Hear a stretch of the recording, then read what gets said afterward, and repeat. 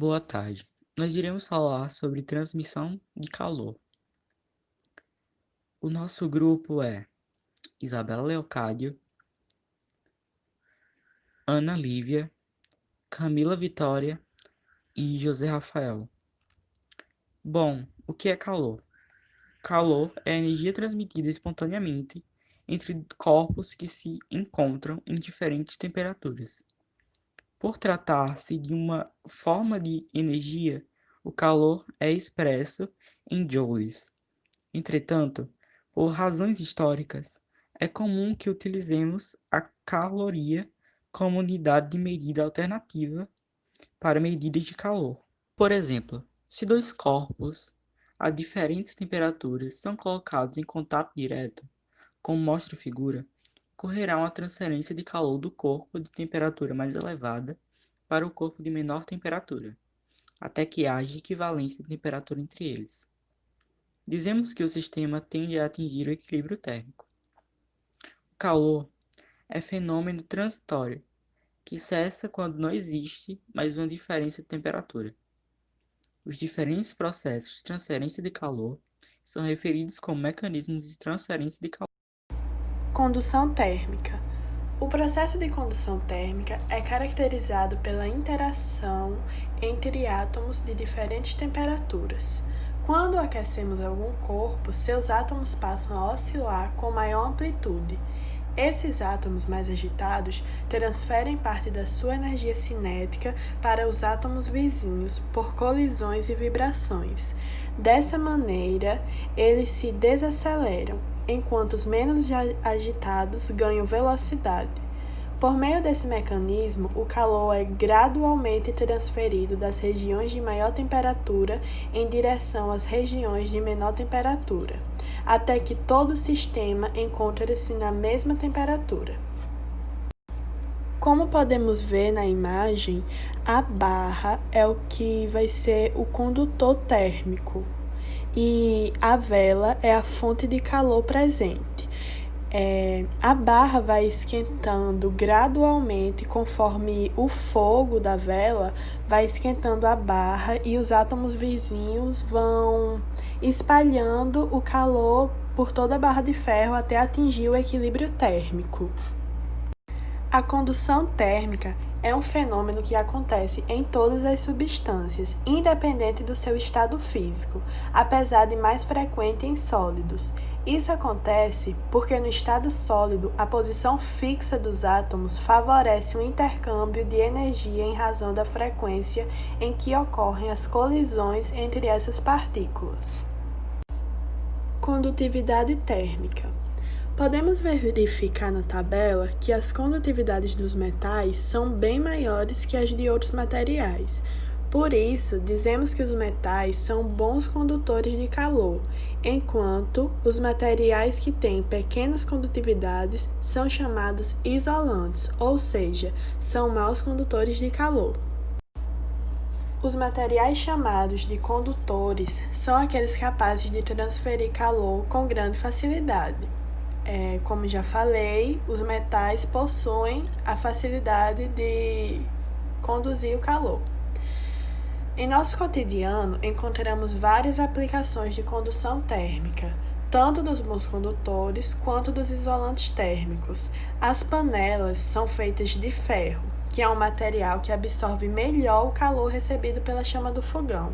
Já o cabo da panela é feito de madeira, que é um isolante térmico que não aquece da mesma forma que a panela.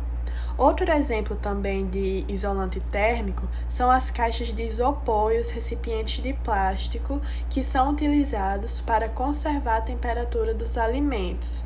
Como são isolantes térmicos, esses materiais evitam as trocas de calor entre o alimento e o meio externo, mantendo a temperatura constante por muito mais tempo, conservando a temperatura do alimento.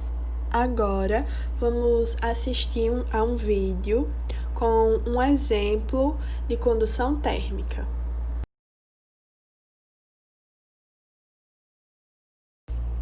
Para fazer o experimento, eu utilizei 2 velas e uma faca. Uma das velas eu fixei numa das extremidades da faca e a outra eu usei como fonte de calor. Com a vela já fixada na faca, eu deixei a parte que estava sem nada em contato direto com o fogo, que é aí onde vai ocorrer a condução térmica.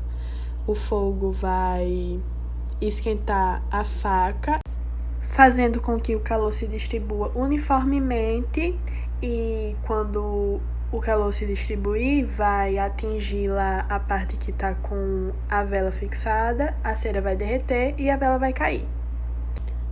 Para a vela cair, foi necessário cerca de 2 minutos e meio. Foi o tempo necessário para que a condução térmica ocorresse. Irradiação térmica. A irradiação ou radiação térmica é uma das formas de propagação do calor que ocorre por meio de ondas eletromagnéticas chamadas de onda de calor. Irradiação térmica e efeito estufa. O efeito estufa é um fenômeno natural que modifica a temperatura terrestre. Isso ocorre devido à grande radiação solar que o planeta recebe. Assim, a Terra é aquecida, mas devido ao excesso de gases poluentes na atmosfera, a reflexão é bloqueada, impedindo que o calor saia. Dessa maneira, a parte infravermelha, no caso calor irradiada, é enviada novamente à Terra, o que aumenta o aquecimento, o que causa o aumento do aquecimento global. Diversos exemplos de radiação térmica são utilizados no nosso dia a dia, como aquecer uma lareira ou uma fogueira, a irradiação das lâmpadas, o aquecimento dos alimentos no micro-ondas. Além disso, o calor do Sol é transmitido por meio de irradiação térmica. Sem ele seria impossível a vida do planeta. Agora vamos ficar com o vídeo do experimento sobre a irradiação. Eu vou falar a definição de radiação.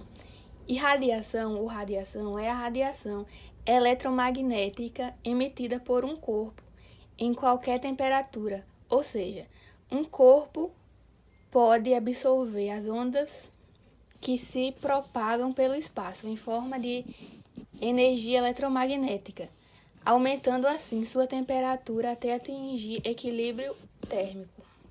Agora eu vou mostrar uma vela acesa, que onde a chama bate aqui na parede é onde ocorre a irradiação. Se a vela fosse maior, a chama ia ser maior, né? E a irradiação também seria maior. Convecção térmica. O que é convecção térmica? É um processo de transmissão de calor que ocorre em virtude dos movimentos ascendentes e descendentes, ou seja, é o movimento que em alguma coisa fechada, vamos dizer assim, fazem movimentos que formam meio que um ciclo, tá? Mais na frente vai ter um exemplo.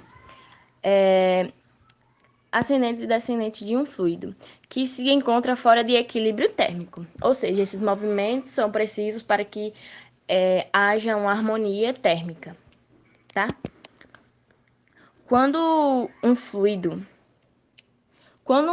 como o ar ou água é aquecido, suas porções mais quentes passam a sofrer dilatação térmica, expandindo seu volume. Em outras palavras, esse fluido aquecido passa a ocupar um volume maior do que o fluido nos arredores.